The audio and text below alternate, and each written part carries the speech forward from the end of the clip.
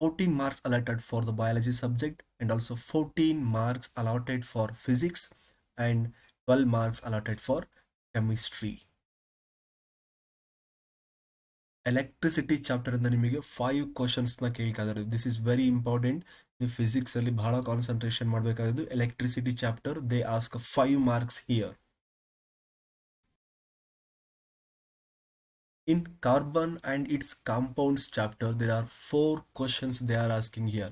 4 questions. This is very important chapter here. From our environment chapter, they ask only 1 question here. Therefore, just you want to plan according to the marks distribution. ಆತ್ಮೀಯ ವಿದ್ಯಾರ್ಥಿಗಳೇ, ನಾವು ಹಿಂದಿನ ವಿಡಿಯೋದಲ್ಲಿ mathematics ವಿಷಯಕ್ಕೆ ಸಂಬಂಧಪಟ್ಟ ಹಾಗೆ blue print ನ discuss ಮಾಡಿದ್ದೇವೆ. ಈ ಒಂದು ವಿಡಿಯೋದಲ್ಲಿ ಸೈನ್ಸ್ ವಿಜ್ಞಾನ ವಿಷಯಕ್ಕೆ ಸಂಬಂಧಪಟ್ಟ ಹಾಗೆ chapter wise marks distribution, chapter wise ಎಷ್ಟು ಮಾರ್ಕ್ಸ್ ಡಿಸ್ಟ್ರಿಬ್ಯೂಟ್ ಆಗಿದೆ, ಯಾವ ಚಾಪ್ಟರ್ಸ್ಗೆ ಎಷ್ಟೆಷ್ಟು ಮಾರ್ಕ್ಸ್ ಡಿಸ್ಟ್ರಿಬ್ಯೂಷನ್ ಆಗಿದೆ ಅನ್ನೋದನ್ನ ಈ ಒಂದು ವಿಡಿಯೋದಲ್ಲಿ ಕಂಪ್ಲೀಟ್ ಆಗಿ ಒಂದು ಹೇಳುವ ಪ್ರಯತ್ನವನ್ನ ಮಾಡಿದ್ದೇವೆ. ಬೇಸ್ಡ್ ಆನ್ ದಟ್ ಒನ್ ನಿಮಗೆ ಗೊತ್ತಾಗುತ್ತೆ ಯಾವ ಚಾಪ್ಟರ್ಸ್ಗೆ ಎಷ್ಟು ಮಾರ್ಕ್ಸ್ ಇದೆ ಅನ್ನೋದು ನಿಮಗೆ ಗೊತ್ತಾಗುತ್ತೆ. Based on that one just you want to plan. ಆ ಒಂದು ಮಾಡೆಲ್ ಇಟ್ಕೊಂಡು ನೀವು ಎಷ್ಟು ಓದಿದರೆ, ಈಗ ಎಷ್ಟು ಆಲ್ರೆಡಿ ಕಂಪ್ಲೀಟ್ ಆಗಿದೆ, ಹಾಗೆ ಇನ್ನು ಎಷ್ಟು ಬ್ಯಾಲೆನ್ಸ್ ಇದೆ, according to that just you want to plan. Then only you get a very good success and also very good marks in your examination. Now this is a very easy to understand. This is very easy to understand. ನಮಗೆಲ್ಲ ಗೊತ್ತಿರುವ ಹಾಗೆ science ವಿಷಯಕ್ಕೆ there are 40 marks allotment ಆಗಿದೆ.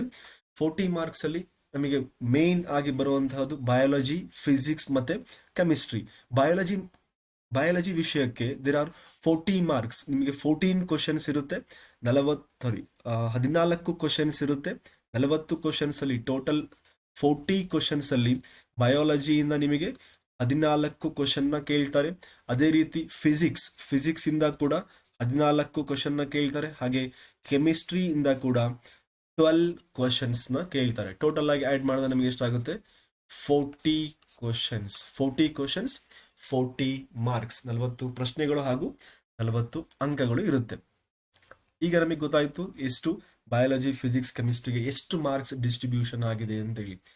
Apart from that, ಅದಕ್ಕಿಂತ ಒಂದು ಹೆಜ್ಜೆ ಮುಂದೆ ಹೋಗಿ ನಾವೇನ್ ನೋಡ್ಬೇಕು ಇವಾಗ, ಬಯಾಲಜಿಲಿ ಇರುವಂತಹ ಎಲ್ಲಾ ಚಾಪ್ಟರ್ಸ್ ಮೀನ್ಸ್ ಪ್ರತಿಯೊಂದು ಚಾಪ್ಟರ್ಸ್ಗೆ ಎಷ್ಟೆಷ್ಟು ಮಾರ್ಕ್ಸ್ ಡಿಸ್ಟ್ರಿಬ್ಯೂಷನ್ ಆಗಿದೆ, ಫಿಸಿಕ್ಸ್ ಅಲ್ಲಿ ಇರುವಂತಹ ಚಾಪ್ಟರ್ಸ್ಗೆ ಎಷ್ಟೆಷ್ಟು ಮಾರ್ಕ್ಸ್ ಡಿಸ್ಟ್ರಿಬ್ಯೂಷನ್ ಆಗಿದೆ, ಹಾಗೆ ಕೆಮಿಸ್ಟ್ರಿ ಇಲ್ಲಿರುವಂತಹ ಚಾಪ್ಟರ್ಸ್ಗೆ ಎಷ್ಟು ಅಂಕಗಳು ಡಿಸ್ಟ್ರಿಬ್ಯೂಷನ್ ಆಗಿದೆ ಅನ್ನೋದನ್ನ ನಾವು ಇವಾಗ ತಿಳ್ಕೊಬೇಕು. ಅವಾಗ ಮಾತ್ರ ನಮಗೆ ಓದುವಾಗ ನಾವು ಯಾವ ಚಾಪ್ಟರ್ಸ್ಗೆ ಹೆಚ್ಚಿಗೆ ಕಾನ್ಸಂಟ್ರೇಷನ್ ಕೊಡಬೇಕು, ಹಾಗೆ ಯಾವ ಚಾಪ್ಟರ್ಸ್ ನಾವು ಸ್ಟ್ರೆಸ್ ಮಾಡಬೇಕು ಅನ್ನೋದು ಈಸಿಯಾಗಿ ಗೊತ್ತಾಗುತ್ತೆ. ಫಸ್ಟ್ ಫಿಸಿಕ್ಸ್ಗೆ ಎಷ್ಟು ಮಾರ್ಕ್ಸ್ ಡಿಸ್ಟ್ರಿಬ್ಯೂಷನ್ ಆಗಿದೆ?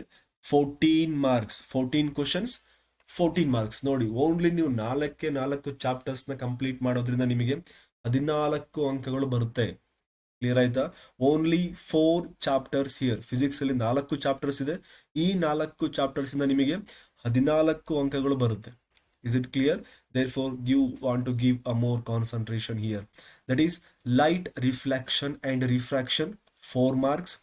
Electricity, 5 marks. This is a very important one. And magnetic effect of electric current. 3 marks. And also source of energy. Source of energy is 2 marks. Please plan.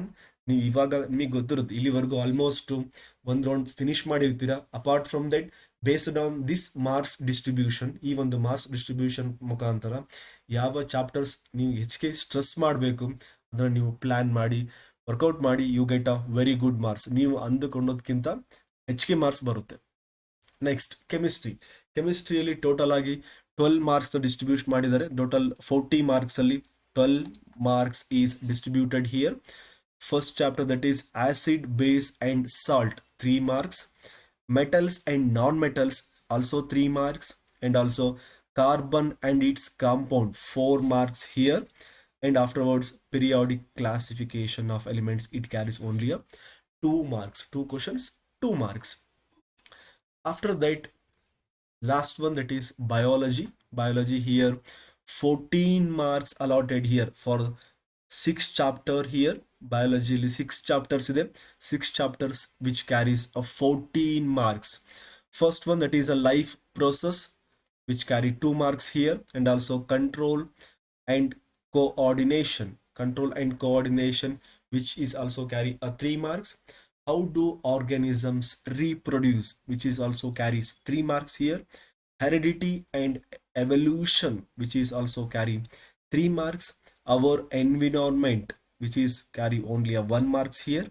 Last one, that is sustainable management of natural resource, which carries 2 marks. This is a very quick part. It is ನಿಮಗೆ ಬಹಳ ಕಡಿಮೆ ಟೈಮಲ್ಲೇ ಎಲ್ಲ ಡೀಟೇಲ್ನ ಕೊಟ್ಟಿದ್ದೀನಿ. Next ನೀವೇನು ಮಾಡಬೇಕು ಇವಾಗ, see here, ಪ್ರತಿಯೊಂದು ಸಬ್ಜೆಕ್ಟ್ ವೈಸ್ ಕೂಡ ನಿಮಗೊಂದು ಇನ್ಫಾರ್ಮೇಶನ್ ಸಿಕ್ಕಿದೆ, ಪಕ್ಕಾ ಇನ್ಫಾರ್ಮೇಶನ್ ಸಿಕ್ಕಿದೆ, ಯಾವ ಚಾಪ್ಟರ್ಸಿಗೆ ಎಷ್ಟು ಮಾರ್ಕ್ಸ್ ಅಲಾಟ್ಮೆಂಟ್ ಆಗಿದೆ. What next? ಆಲ್ರೆಡಿ ನೀವು ಕೊನೆ ಹಂತದ ಪ್ರಿಪ್ರೇಷನ್ನಲ್ಲಿ ಇದ್ದೀರಾ, ಅದಕ್ಕೋಸ್ಕರ ಇದನ್ನ ವೆರಿಫಿಕೇಶನ್ ಮಾಡಿ. ಓಕೆ, ಈ ಮಾರ್ಕ್ಸಲ್ಲಿ ಎಲ್ಲಿ ಕ್ವಶನ್ಸ್ ಕೇಳೋದೆಲ್ಲ ಕವರ್ ಆಗಿದೆಯಾ ಹೇಗೆ ನೋಡ್ಕೊಳ್ಳಿ.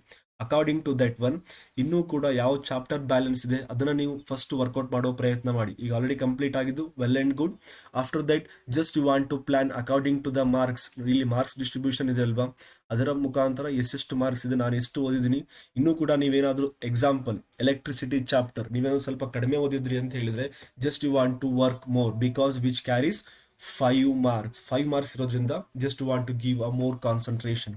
ಹಾಗಂತ ಹೇಳಿ ಸರ್ಫೇಸ್ ಆಫ್ ಎನರ್ಜಿ ನೀವು ಚಾಪ್ಟರ್ ನೆಗ್ಲೆಕ್ಟ್ ಮಾಡಬೇಕು ಅಂತಿಲ್ಲ, but just you want to give more concentration to the maximum marks, which chapter carrying the maximum marks here. Therefore you want to plan. ನೀವು plan ಮಾಡಿದಾಗ ಮಾತ್ರ ಏನಾಗುತ್ತೆ, ಈಸಿ ಆಗುತ್ತೆ, ಎಲ್ಲ subject ಕೂಡ ಈಸಿ ಆಗುತ್ತೆ. And also you come to know that okay total ಇಷ್ಟು chapters ಇದೆ. ಮೀನ್ಸ್ ಎಕ್ಸಾಂಪಲ್ ಫಿಸಿಕ್ಸ್ ಅಲ್ಲಿ ಬಂದ್ರಿ ಅಂತ ಹೇಳಿದ್ರೆ ಟೋಟಲ್ 4 ಚಾಪ್ಟರ್ಸ್ ಇದೆ.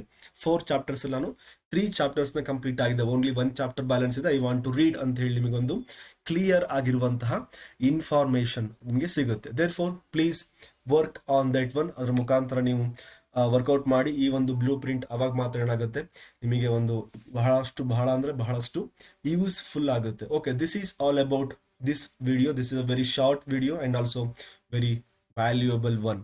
This is all about this one. And also one more thing, mathematics ವಿಷಯಕ್ಕೆ ಸಂಬಂಧಪಟ್ಟ ಹಾಗೆ ಚಾಪ್ಟರ್ ವೈಸ್ ಅನಾಲಿಸಿಸ್ ಈಗಾಗಲೇ ನಡೀತಾ ಇದೆ. ಈಗಾಗಲೇ 3 to 4 ಚಾಪ್ಟರ್ ವೈಸ್ ಅನಾಲಿಸಿಸ್ ಆಗಿದೆ, ಅದನ್ನು ಕೂಡ ಅಬ್ಸರ್ವ್ ಮಾಡಿ. That is very helpful to you all. This is all about this video. We will meet in a next video. Thank you very much.